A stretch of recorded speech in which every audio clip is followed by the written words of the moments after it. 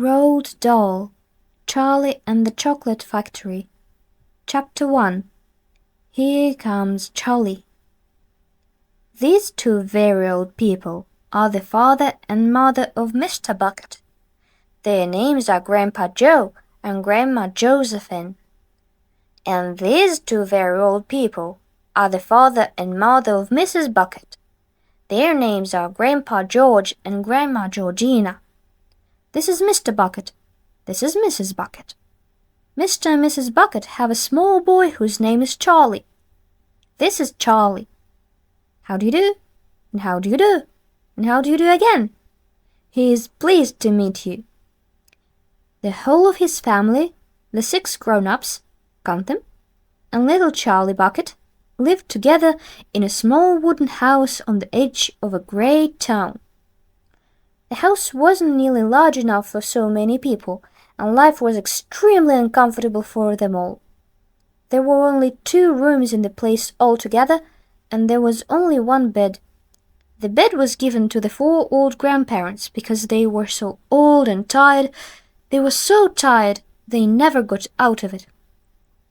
Grandpa Joe and Grandma Josephine on this side, Grandpa George and Grandma Georgina on this side. Mr. and Mrs. Bucket and little Charlie Bucket slept in the other room, upon mattresses on the floor. In the summertime it wasn't too bad, but in the winter freezing cold draughts blew across the floor all night long, and it was awful. There wasn't any question of them being able to buy a better house, or even 1 more bed to sleep in. They were far too poor for that. Mr. Bucket was the only person in the family with a job.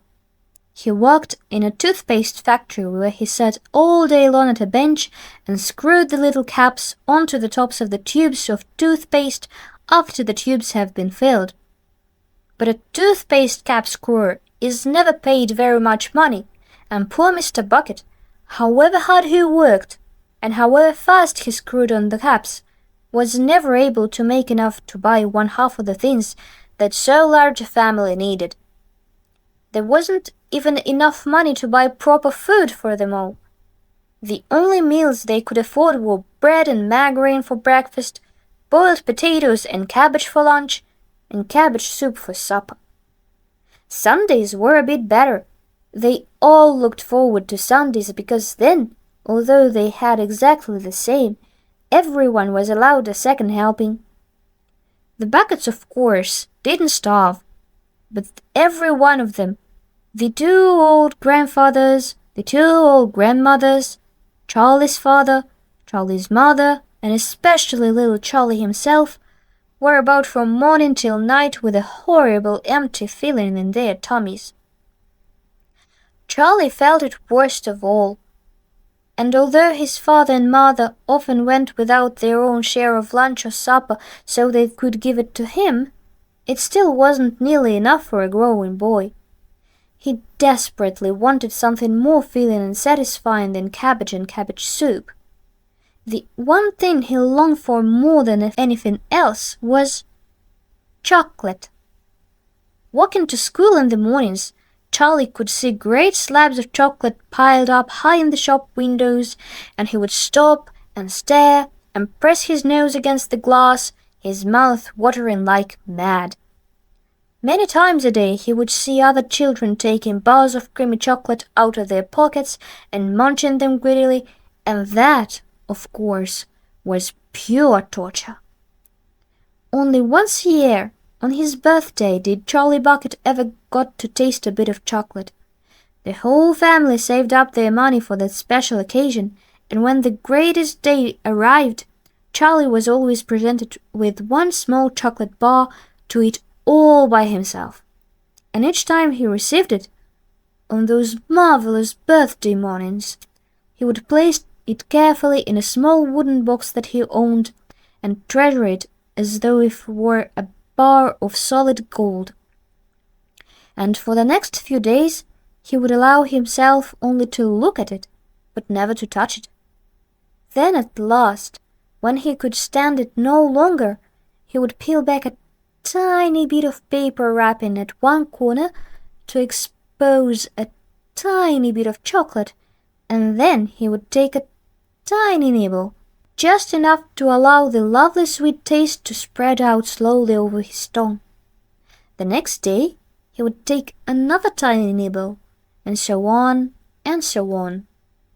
And in this way, Charlie would make his sixpenny bar of birthday chocolate last him for more than a month.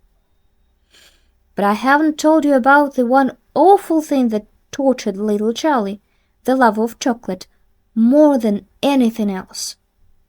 This thing, for him, was far, far worse than seeing slabs of chocolate in the shop windows or watching other children munching bars of creamy chocolate right in front of him. It was the most terrible torturing thing you can ever imagine, and it was this. In the town itself, actually within sight of the house in which Charlie lived, there was an enormous chocolate factory. Just imagine that! And it wasn't simply an ordinary enormous chocolate factory either. It was the largest and most famous in the whole world. It was Wonka's factory, owned by a man called Mr. Willy Wonka, the greatest inventor and maker of chocolates that there has ever been.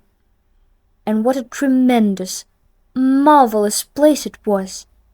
It had huge iron gates leading to it, and a high wall surrounding it, and smoke belching from the chimneys, and strange whizzing sounds coming from deep inside it. And outside the walls, for half a mile around in every direction, the air was scented with heavy, rich smell of melting chocolate. Twice a day, on his way to and from school, little Charlie Bucket had to walk right past the gates of the factory. And every time he went by, he would begin to walk very, very slowly, and he would hold his nose high in the air and take long deep sniffs of the gorgeous chocolatey smell all around him. Oh, how he loved that smell!